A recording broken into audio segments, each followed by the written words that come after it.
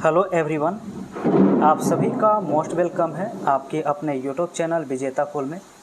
तो साथियों, इस वीडियो में हम लोग हिंदी और इंग्लिश का टोटल 50 क्वेश्चन डिस्कस करने वाले हैं। तो वीडियो के लास्ट तक आप सभी को बने रहना है और लास्ट में कमेंट करना है टोटल आज के सेट में आप लोगों ने कितना सही किया है। तो चलिए शुरू करते हैं आज के वीडियो का सीधा पहला प्रश्न। हमारा पहला प्रश्न है, निम्नलिखित में से कौन सा संधि विच्छेद गलत है, इसकी पहचान करिए। गलत संधि विच्छेद की पहचान करना है। पहला ऑप्शन में ना जुड़ अन लिखा है, ये बिल्कुल ही गलत है क्योंकि इसका सही रूप होता है ने जुड़ अन। क्या होता है? ने जुड़ अन बराबर नयन, इसका संधि विच्छेद यानी आएगा। तो राइट आंसर इस सवाल का ए करना होगा जहाँ पर त्रुटि है। दूसरा क्वेश्चन में एक मुहावरा लिखा है जली कटी सुनाना। इस मुहावरे का अर्थ क्या है? तो याद रखिए, जली कटी का मतलब होता है बुरा भला कहना। क्या होता है राइट आंसर? तो ऑप्शन ए होता है। नेक्स्ट लिखा है कि कन्यादान शब्द में कौन सा समास है। अगर आप कन्यादान का शब्दों का विग्रह करते हैं तो होता है कन्या का दान। क्या होता है? कन्या का दान होता है। और जहाँ पर का के की विभक्ति आता है वो संबंध को दर्शाता है। तो यहाँ पर बी ऑप्शन करेंगे, संबंध तत्पुरुष इसका राइट आंसर होगा। तो नेक्स्ट क्वेश्चन में है लिखा है दिनों का फेर होना। इस मुहावरे का अर्थ बताइए। दिनों का फेर होना मतलब होता है भाग्य का चक्कर। ऑप्शन सी होगा राइट आंसर। इसके बाद 5 में बताना है, लिखा है दैत्य में कौन सा प्रत्यय लगा हुआ है। तो दैत्य में सिंपल ए ऑप्शन करना होगा, यहाँ पर यह प्रत्यय इसमें लगा है। नेक्स्ट लिखा है सेठ का स्त्रीलिंग क्या होगा। तो सेठ का स्त्रीलिंग होता है सेठानी। क्या होता है? सेठानी होता है। ऑप्शन डी करेंगे। नेक्स्ट सवाल में है कि कवर्ग का उच्चारण स्थान मुख के किस भाग से होता है। तो कवर्ग का उच्चारण स्थान होता है कंठ से। ए ऑप्शन राइट होगा। तालु से याद रखना होगा चवर्ग होता है। मूर्धा में टवर्ग आता है जबकि दंत में तवर्ग आता है। अगला सवाल 8 नंबर सवाल होगा। 8 नंबर सवाल में लिखा है कि परामर्श में उपसर्ग बताइए। तो परामर्श में होता है प्रा। सिंपल कहेंगे ए ऑप्शन राइट होगा। प्रा यहाँ पर उपसर्ग के रूप में प्रयुक्त होगा। अगला सवाल 9 है, लिखा हिमालय से गंगा निकलती है, वाक्य में कौन सा कारक होगा। तो ध्यान रखेंगे कि हिमालय से गंगा का निकलना कहीं ना कहीं अलगाव का बोध कराता है और जहाँ पर अलगाव का बोध होता है उसे हम आपादान कारक कहते हैं। तो राइट आंसर डी होगा। इसके बाद अगला सवाल है जहाँ पर लिखा है सितारा देवी बीना वादन कर रही है, यह वाक्य किस वाच्य में है, वाच्य बताइए। तो चूँकि इस सेंटेंस में देखा जाए तो कर्ता प्रधान है, कर्ता की प्रधानता है, इसलिए कृत्यवाची करना होगा। Option number B. और अगला सवाल 11 है, लिखा अपराह्न का सही अर्थ क्या होता है। ठीक है, तो अपराह्न का मतलब होता है, ध्यान रखेंगे, दोपहर के बाद के समय को अपराह्न कहा जाता है और दोपहर के पहले के समय को पूर्वाह्न कहते हैं। तो सवाल नंबर 12 है, लिखा है कायदा कैसा शब्द है। ठीक है, कायदा होता है अरबी शब्द, ये अरबी भाषा का शब्द होता है कायदा। आंसर डी होगा। अगला सवाल में है कि अपनापन का भाववाचक संज्ञा किससे बनी है। तो अपनापन बना है अपना से और अपना एक सर्वनाम होता है। तो राइट आंसर डी करना होगा, सर्वनाम से। क्वेश्चन नंबर 14 है, लिखा है देवासुर में समास बताइए। देवासुर का अगर आप विग्रह करेंगे तो होता है देव और असुर, और यहाँ पर दोनों पद प्रधान है। जब दोनों पद की प्रधानता होती है तो उसे हम द्वंद्व समास कहते हैं। ऑप्शन बी होगा। अगला लिखा उद्याचल का सही विलोम शब्द बताइए। ठीक है, तो उद्याचल का सही विलोम शब्द होता है अस्ताचल। ऑप्शन डी करना होगा सवाल में। नेक्स्ट लिखा है 16 में, लिखा है वह निम्न में से कौन सा सर्वनाम है। ठीक है, तो वह जो होता है वो पुरुषवाचक सर्वनाम के अंतर्गत अन्य पुरुष के उदाहरण है। कौन से पुरुष हैं? तो अन्य पुरुष के उदाहरण हैं। क्वेश्चन नंबर 17 है, लिखा जब प्रथम पद संख्यावाचक और दूसरा शब्द संज्ञा हो तो ऐसे समास को क्या कहते हैं। तो ध्यान रखेंगे, जब पहला पद संख्यावाचक होता है तो उसे हम द्विगु समास कहते हैं। जैसे अगर बात करें पंचवटी, त्रिभुज, तो ये सभी में देखा जाए तो पहला पद इसका संख्या होता है, इसलिए द्विगु समास होगा। क्वेश्चन 18 है, लिखा है चंद्रमौली में कौन सा समास होगा।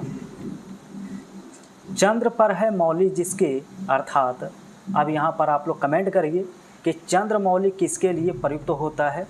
थर्ड पर्सन अगर तीसरे व्यक्ति को इंडिकेट करता है, विशेष अर्थ में प्रयुक्त होता है, तो उसे हम बहुब्रीहि समास कहते हैं। राइट आंसर बी होगा। नेक्स्ट लिखा है कि सदैव शब्द में कौन सी संधि है। तो सदैव का होता है सदा जोड़ एव, संधि विच्छेद करेंगे, सदा जोड़ एव होता है, और इसका राइट आंसर बी होगा, वृद्धि संधि। अगला सवाल 20 है, लिखा है चरण कमल में समास बताइए। ठीक है, तो चरण कमल में होता है कर्मधारय समास, क्योंकि चरण है जो कमल या चरण के समान कमल, तो विशेष विशेषण का इसमें बोध होता है, इसलिए आंसर बी होगा। ठीक है, अगला सवाल 21 है, लिखा है जिसकी उपमा नहीं है इसके लिए एक शब्द बताइए। जिसकी उपमा नहीं है उसे हम अनुपम कहते हैं, ऑप्शन नंबर बी। और अगला सवाल 22 है, लिखा अंश का विशेषण क्या होगा। ठीक है, याद रखेंगे अंश का आंशिक होता है, ए ऑप्शन करेक्ट होगा। नेक्स्ट लिखा है सवाल में 23 नंबर में, नवग्रह में कौन सा समास है। नवग्रह का मतलब होता है 9 ग्रह का समूह, और 9 इसमें संख्यावाची है, इसलिए आंसर डी करना होगा, द्विगु समास। 24 नंबर प्रश्न में लिखा है आप भला दुनिया भली में आप सर्वनाम का कौन सा प्रकार है। तो जहाँ पर अपने आप या स्वयं का बोध होता है तो वहाँ निजवाचक सर्वनाम होता है। राइट आंसर सी होगा। अगला सवाल 25 में लिखा कान भरना मुहावरे का अर्थ बताइए क्या होगा। तो याद रखेंगे कान भरना का मतलब है शिकायत करना, ऑप्शन बी। इसके बाद 26 नंबर प्रश्न है, लिखा मेघ के समान गर्जन करने वाला को क्या कहते हैं। तो मेघ के समान गर्जन करने वाला को मेघनाद कहा जाता है, आंसर सी होगा। वर्तनी पर ध्यान देंगे तो बी ऑप्शन इसका सही नहीं है वर्तनी की दृष्टि से। तो 27 नंबर प्रश्न में लिखा है उभयलिंगी शब्द की पहचान करें। उभयलिंगी शब्द इनमें से कौन से हैं। तो फ्रेंड्स आत्मा यहाँ पर जो है वो उभयलिंगी शब्द के अंतर्गत आएंगे, बी ऑप्शन राइट होगा। नेक्स्ट लिखा है दाल भात में मुसल चंद, इस कहावत का सही अर्थ क्या है। दाल भात में मुसल चंद मतलब होता है कि बिना मतलब का दखल देना, बी ऑप्शन राइट करना होगा। नेक्स्ट क्वेश्चन है, लिखा मुट्ठी गर्म होना मुहावरे का अर्थ बताइए। मुट्ठी गर्म होना मतलब होता है रिश्वत मिलना, रिश्वत मिलना ऑप्शन बी करना होगा, राइट आंसर। क्वेश्चन नंबर 30, लिखा शब्द शक्तियों की संख्या कितनी है। याद रखना है शब्द शक्ति का टोटल 3 प्रकार होता है, ऑप्शन बी करना होगा इस सवाल में। 31 लिखा उपमा अलंकार का उदाहरण बताइए, इनमें से कौन है। तो चंद्रमुख इस सवाल का राइट आंसर होगा। चंद्र के समान मुख यहाँ पर होता है जो कि उपमा अलंकार के अंतर्गत आता है। नेक्स्ट लिखा है कि गीत गोविंद के रचनाकार कौन है। गीत गोविंद एक पुस्तक है और इसके लेखक जयदेव हैं, तो जयदेव राइट आंसर सी हो जाएगा। 33 में सवाल है कि गीतांजलि पर कौन सा पुरस्कार दिया गया है। तो गीतांजलि के लिए याद रखना है नोबेल प्राइज मिला है। आप लोग कमेंट में बताइए गीतांजलि के लेखक कौन है। आप लोग फटाफट कमेंट में लिख दीजिए कि गीतांजलि के लेखक कौन है और इन्हें नोबेल प्राइज कब दिया गया था, ये भी आप लोग कमेंट करिए, इन्हें नोबेल प्राइज कब दिया गया। चलिए 34 नंबर प्रश्न, लिखा है गम शब्द किस भाषा का शब्द है। गम शब्द होता उर्दू भाषा का शब्द, ऑप्शन सी। और अगला सवाल 35, लिखा जो व्याकरण जानता है उसे क्या कहते हैं। जो व्याकरण जानता है तो उसे याद रखना है व्याकरण कहते हैं, आंसर ए होगा। तो ये था 35 क्वेश्चन हिंदी का सवाल। अब आप सभी का इंग्लिश का 15 क्वेश्चन होगा। 36 से आप सभी को आंसर करना है। 36 में देखेंगे फिगर्स दिया है। लिखा है सी इन अ स्मॉल यूरोपियन कंट्री। वह जो है यूरोपियन कंट्री के एक छोटे से गांव में रहती है। तो यहाँ पर भाव के अनुसार लिव्ड भरना होगा, डी ऑप्शन राइट करना होगा। 37 में फिलर्स है when bad thing happen to good people they become not worse. तो इस भाव के अनुसार हमें ऑप्शन सी करना होगा। यहाँ पर बेटर यहाँ पर भरना सबसे अप्रोप्रिएट होगा।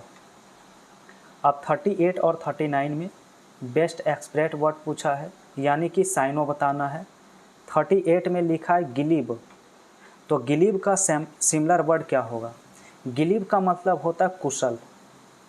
गिलीब का अर्थ क्या होता है? कुशल होता है। तो इसलिए यहाँ पर इसका राइट आंसर आर्टफुल होगा, क्योंकि आर्टफुल का मतलब ही कुशल होता है। और इसके बाद 39 है जहाँ पर इनडिसॉल्युबल लिखा है। तो इनडिसॉल्युबल का मतलब होता है फ्रेंड्स अस्थाई। इसका अर्थ अस्थाई होता है, और अस्थाई के लिए सही ऑप्शन इसमें परमानेंट करना होगा। परमानेंट आपका बी ऑप्शन में दिया गया है। अब 40 और 41 में अपोजिट वर्ड बताना है, जिसमें 40 में लिखा है हुमाक। तो हुमाक का यहाँ पर अपोजिट वर्ड क्या होगा? इसका हिंदी अर्थ होता है टीला। टीला होता है। तो इसका राइट आंसर हमें डिच भरना होगा, जो कि ऑप्शन डी में है, क्योंकि इसका अर्थ होता है खाई होता है। क्या होता है? खाई होता है। तो टीला का खाई हो जाएगा उल्टा। 41 में भी अपोजिट वर्ड बताना है। चेस्ट का अपोजिट क्या होगा? तो याद रखेंगे चेस्ट का मतलब पवित्र होता है। क्या होता है? पवित्र होता है। अब यहाँ पर 41 का करेक्ट आंसर करप्ट हो जाएगा अपोजिट वर्ड में, क्योंकि करप्ट का मतलब भ्रष्ट होता है। क्या होता है इसका अर्थ? तो भ्रष्ट होता है। ठीक है, चलिए अब नेक्स्ट क्वेश्चन 42 दिया है, जिसमें एक्टिव और पैसिव वाला प्रश्न है। पैसिव वॉइस में चेंज करना है। लिखा है the girl is ascending the Everest. तो फ्रेंड्स ये आपका सेंटेंस प्रेजेंट कंटिन्यूअस टेंस में है। इसका पैसिव होगा the Everest is being ascend by the girl हो जाएगा।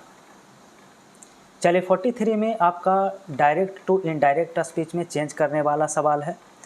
तो इसका देखेंगे, सवाल इस प्रकार से लिखा है the contractor said she has finished the designs. तो इसका इनडायरेक्ट स्पीच ऑप्शन ए बनेगा। The contractor said that she had finished the designs. चलिए अगला सवाल 44 है, जहां पर करेक्टली स्पेल्ड वर्ड वाला सवाल पूछा है। कौन सा करेक्टली स्पेल्ड यहाँ पर दिया है, यानी सही स्पेलिंग दिया है। तो वैक्यूम का सही स्पेलिंग आपका बी ऑप्शन में लिखा गया है, ध्यान से देखेंगे। 45 और 46 में वन वर्ड सब्स्टिट्यूशन का वन वर्ड का सवाल है। तो 45 में लिखा गया है be glad to see the back of. ठीक है, तो याद रखेंगे इसका मतलब होता है किसी के जाने पर खुश होना। किसी के जाने पर खुश होना। इस सवाल का राइट आंसर सी हो जाएगा। Be happy when a person lives. किसी व्यक्ति के जाने पर खुश हो जाना। अगला सवाल 46 है, और यहाँ पर एक इडियम से लिखा है क्रंच टाइम। ठीक है, तो क्रंच टाइम का मतलब होता है निर्णायक समय।